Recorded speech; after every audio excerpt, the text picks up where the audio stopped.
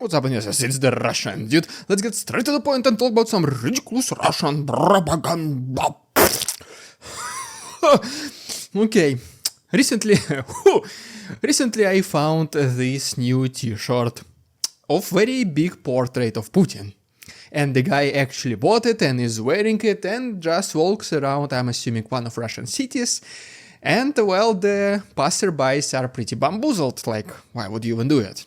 The guy looks happy, but I don't think that this happiness is because of the support for the leader. This happiness is because of he realizes himself the ridiculousness of the entire situation.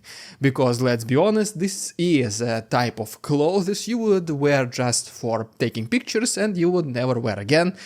Probably buried somewhere far inside your closet just to never see the light of the day ever again. By the way, speaking about merch, guys, don't forget, we also have our official The Russian Dude merch. Recently we changed the supplier and the quality just increased so dramatically. We have new t-shirts, hoodies, pants, cases, everything right now is of a much better quality. Please go ahead and check it. There are discounts for first-time buyers and even bigger discounts for Patreon members. The link to my merch and to my Patreon, guys, is down below. Thank you so much. And speaking about Putin, in just last several days alone, he received at least 3 devastating news. The news number 1 is that one of his biggest allies died. Then at the same time, Ukrainians are about to receive top-notch, most recent development laser weapons. And then that Russia, allegedly the Z Navy in the Black Sea, lost its last missile carrier. So let's talk about all of this right now. And as always, we begin with the frontline updates. First of all, we make our stop in the east, where Russians tried to drop at least 3 caps on Vovchansk, which they're trying to liberate from Ukrainians.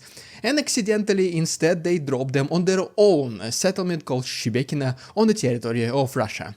I do not think that the local residents were quite happy. Next we have a video from representatives of the Russian Volunteer Corps, and by the way, some of you guys were asking, so what happened with these anti-Putin forces? Well, as you can see, they continue to fight on the side of Ukraine. Long story short, this video is also from Vovchansk, where they're helping Ukrainians to repel the assaults, the attempts by Russians. And besides those Russians fighting on the side of Ukrainians, we also have some international mercenaries, such as, for example, this video from a Brazilian one who is fighting in criminal forests. And as always, guys, all full and uncensored versions of every single footage I'm showing, as always, on my Patreon. The link is also down below. Next we have a video from Pokrovsky, where we can see a Ukrainian tank against a Russian armored personnel carrier. Well, it is pretty easy to guess who was the victor in this situation. And next is the video from Poroskovivka, Donetsk region, where a decent-sized Russian unit entered one of the abandoned houses. Well, Ukrainians spotted this with their drone, and well, the house was fully deconstructed. And as we switch our attention to the south of Ukraine, specifically to Sevastopol Bay in Crimean Peninsula, Ukrainians reportedly using 2 ATACMS were able to sink reportedly the very last missile carrier of Russians with the code name Project 22800 Cyclone. But according to some other resources, not just 2 but 3 ATACMS were used during this event. And besides the ship itself, which now became officially the Russian submarine, also the Navy members and sailormen which were present in the nearby close proximity, they fell asleep as well. In response to that, the Z Army, unfortunately, as always, was targeting civilian and residential areas across Ukraine, but Ukrainian air defense was absolutely dominant and was able to intercept every single out of 29 Iranian Shahed drones. But unfortunately, Iskander-M missile was not intercepted. And as you can see, the Ukrainian air defense is already extremely dominant, but it will get even better with the arrival of the British lasers, which we're gonna talk about right now. But first of all, guys, if you don't mind, can you please like this video and subscribe to my channel? Because it looks like that YouTube went even further and decided to just clean some of my subscribers, because I lost like approximately 700 of them over the last several days, literally out of nowhere. We are once again under 245,000. Also, please go ahead and check if your subscription to the Russian Dude channel is still active, because who knows, maybe there was some kind of malfunction with the algorithm. And if you have not been yet subscribed, you're more than welcome to join our community. We talk about this type of daily news every single day, so yeah, welcome aboard, guys. Don't forget about my second channel, The Russian Dude Investing, where I talk about the stock market news, also every single day. The link is down below. And so yes, now let's talk about these new lasers that looks like Ukraine is either about to receive or already received from the United Kingdom. Long story short, its name is the literally Dragonfire, and it is the air defense system. Allegedly, reportedly, according to the British Army, this system is capable of literally targeting a 1 pound small coin from the distance of up to 1 kilometer. So you can only assume, you can only anticipate how precise this thing is, which is truly mind-blowing. But one of the most important things about this laser air defense is that it does not require tens or hundreds of thousands of dollars to operate. According once again to the British representatives, one single interception will be approximately the equivalent of 10 pounds in the energy costs, and that's it, literally 10 pounds.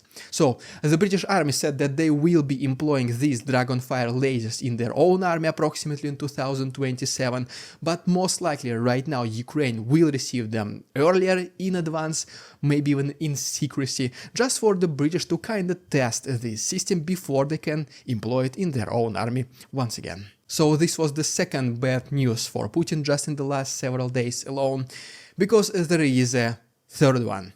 One of his biggest allies, the president of Iran, recently he perished in the helicopter accident.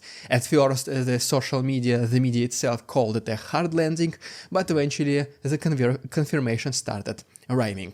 And yes, guys, I know that I would say 99% of you already heard about this event, so I'm not gonna spend that much time on this chapter, just gonna summarize basically what happened. At first, the news about this incident started arriving to us approximately 7 to 8 am Eastern Standard Time, my local time, and then at first, once again, there was no confirmations exactly what happened. Some people were calling just this a hard landing.